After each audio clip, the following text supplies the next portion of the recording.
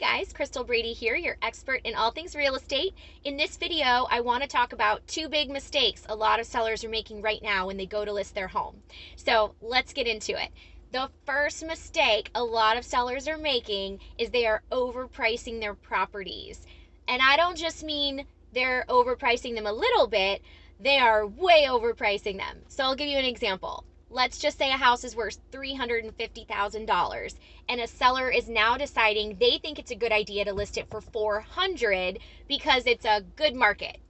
This is a big mistake, and I'll tell you why. Buyers are very intimidated and feel defeated when they see a house that is that overpriced. They think, what's the point? If there's gonna be a bidding war, it's already way more than on the market for way more than it can appraise for. I'm never gonna get that house. They won't even go look at it, and they definitely won't make an offer.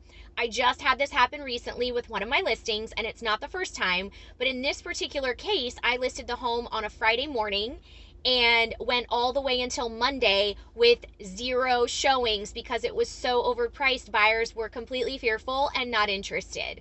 The moment we lowered the price to a reasonable number where it should have been all along, we had 10 showings in 2 days and we ended up with 5 offers. So that is an example of what I'm talking about.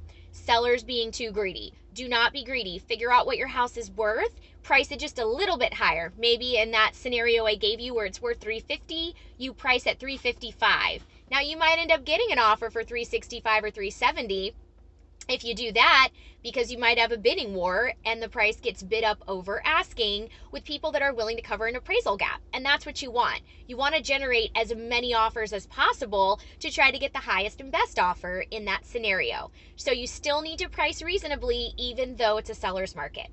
The second big mistake that I'm seeing people make right now is failing to adequately prepare their home to put it on the market. And what I mean by this is they're not doing the cleaning, the small touch-ups, the staging.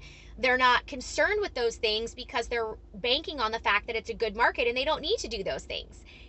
Professional photography, marketing, a video walkthrough, and all of the things that come before that as far as preparing the house, decluttering, cleaning, are all vitally important. This is what's going to bring people through the door and generate a lot of showings. When they see that professional marketing and they see how beautifully the home looks in the pictures because you've prepared it by cleaning and staging and decluttering, they're going to want to come see it, and that's going to generate those multiple offers. So, in summary, we have to make sure we're still pricing the house appropriately. It's okay to go a little high, but not greedy high. And then also make sure that you're doing all of the normal steps you should that involve pride of ownership and putting your best foot forward, cleaning that house up, decluttering, staging, professional photos. You still need to do it all if you want to make the most money that you can make and get the highest and best offer. I hope these tips have been helpful. Please reach out to me if I can help you sell your property.